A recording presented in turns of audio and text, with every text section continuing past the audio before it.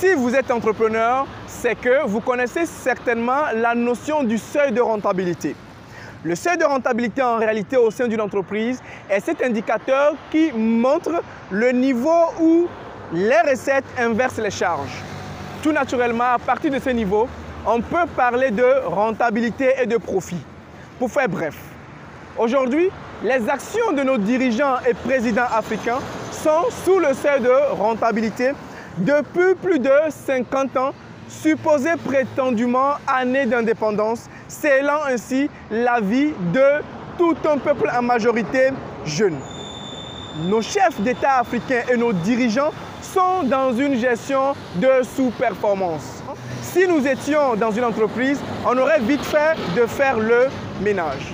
Dans cette situation peu confortable, aggravée par la situation du Covid-19, crise qui a relativement ralenti les activités des entrepreneurs, crise qui a également, et sur un point positif, mis à nu la fragilité des États africains, les États qui sont gérés d'une main de fer par des présidents qui n'ont d'intérêt que leurs intérêts personnels, des présidents qui bafouent à tout vent les droits de leur peuple, des présidents qui sont incapables de leur garantir un minimum de conditions sociales de base.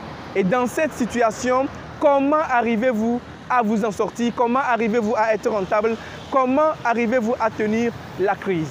Dans cette vidéo, je vais vous enseigner 2 astuces qui vous permettront de vous en sortir.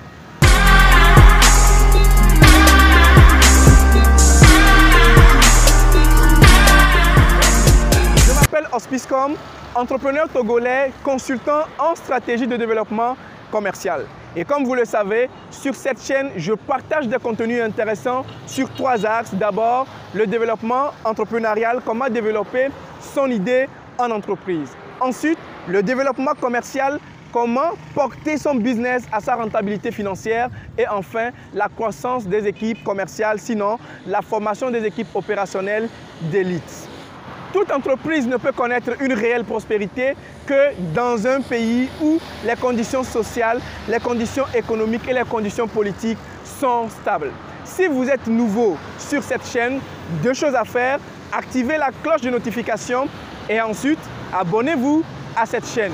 Mieux, vous pourrez nous laisser un commentaire au bas pour nous dire ce que vous avez pensé de cette vidéo. Découvrons maintenant les 2 superbes astuces qui vous permettront de tenir cette crise.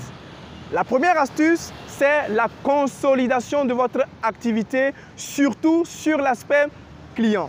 Quel est l'objectif d'une consolidation de votre business sur l'aspect client? C'est d'abord fondamentalement de resserrer véritablement vos liens d'amitié. L'intérêt est de montrer réellement à toutes ces personnes qui vous ont une fois fait confiance en achetant vos produits ou vos services une autre facette de vous. Parce que, habituellement, vous n'en voulez qu'à leur poche, qu'à l'argent qui est dans leur poche. Et pour une fois, vous allez être amené à leur montrer un intérêt désintéressé et très franchement. Comment est-ce que vous pouvez identifier ces personnes?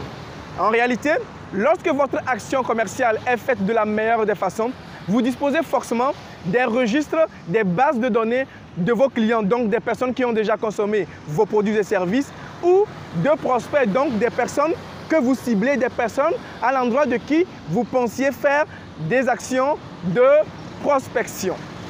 Et donc, ces personnes-là sont justement les personnes à qui vous devez dédier cette stratégie de consolidation.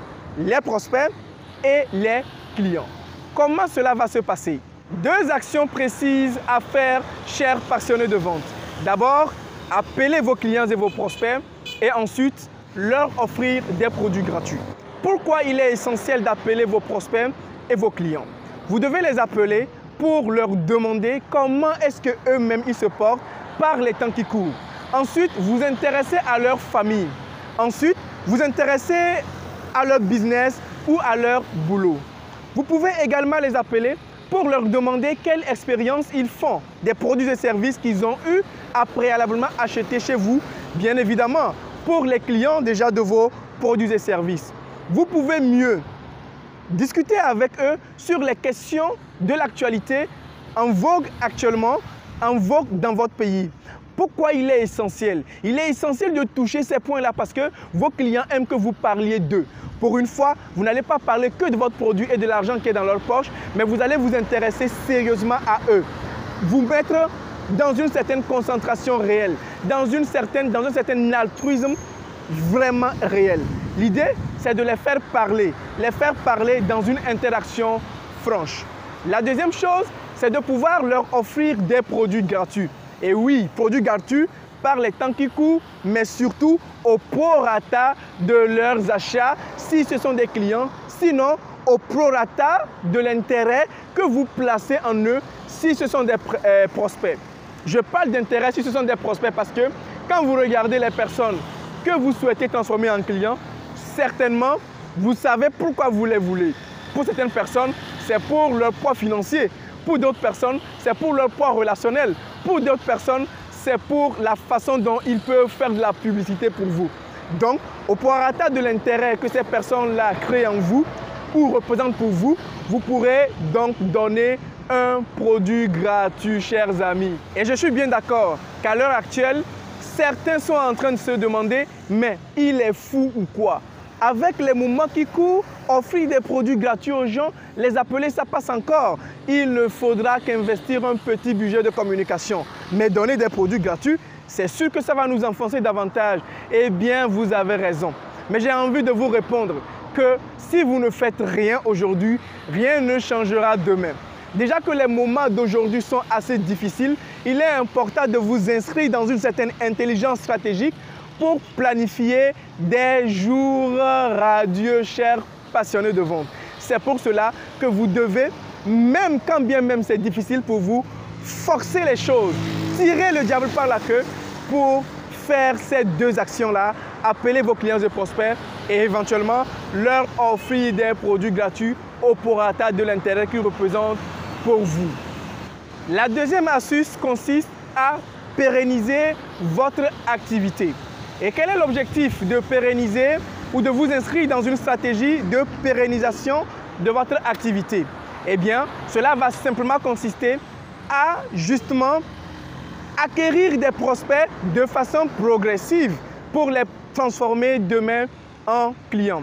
Et nous sommes tous unanimes sur le fait que sans clients, aucun business ne peut décoller. Et aujourd'hui, j'expérimente une technique qui est assez performante, qui m'a permis de pouvoir passer à un autre cap que je vais vous révéler. C'est le potentiel d'Internet.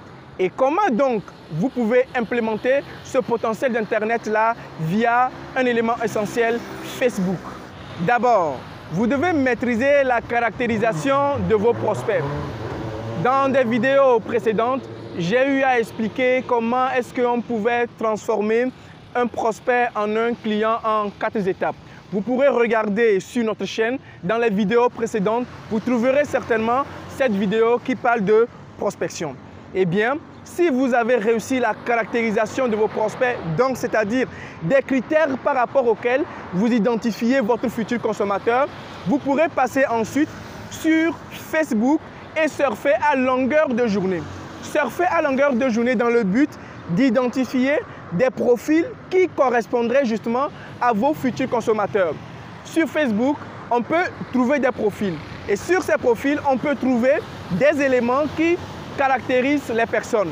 Leur emploi, leur situation géographique, leur centre d'intérêt, leur profession, etc., etc. Et même si vous défilez leur profil, vous pourrez voir les activités qu'ils font, ce qui vous orienterait. Et c'est dedans que vous allez identifier des personnes qui sont susceptibles de correspondre aux critères de vos futurs consommateurs. Ceci étant, vous allez donc dresser une liste avec les notes de ces personnes, leurs activités, leurs centres d'intérêt, bref, avec un certain ensemble d'éléments substantiels qui vous permettraient de les caractériser. Et la dernière étape serait de commencer par prendre contact avec ces personnes-là. Pour celles qui auraient laissé des contacts, c'est intéressant de commencer par ça. Pour celles qui n'auraient pas mis de contact en ligne, mais qui seraient joignables sur Messenger, ce serait intéressant de faire un très bon message et de commencer votre approche commerciale. Cela vous permet de profiter de ce temps de latence pour déjà commencer par faire connaissance avec des personnes. Et l'astuce également, serait peut-être d'y aller de façon désintéressée, comme un ami qui tomberait sur un profil intéressant avec qui vous souhaitez faire connaissance.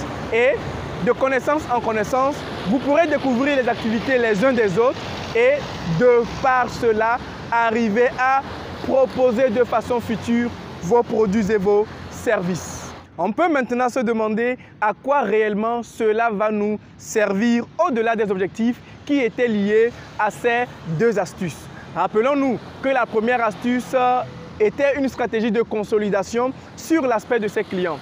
Voyez-vous, si vous arrivez à garder le peu de clients que vous aviez avant la crise, imaginez-vous que vous puissiez les garder après la crise. Au moins, quand ce sera difficile, c'est des gens sur lesquels vous pourrez vous rabattre pour vous garantir le minimum vital avant de pouvoir trouver maintenant de nouvelles personnes qui pourraient vous rapporter vos chiffres d'affaires.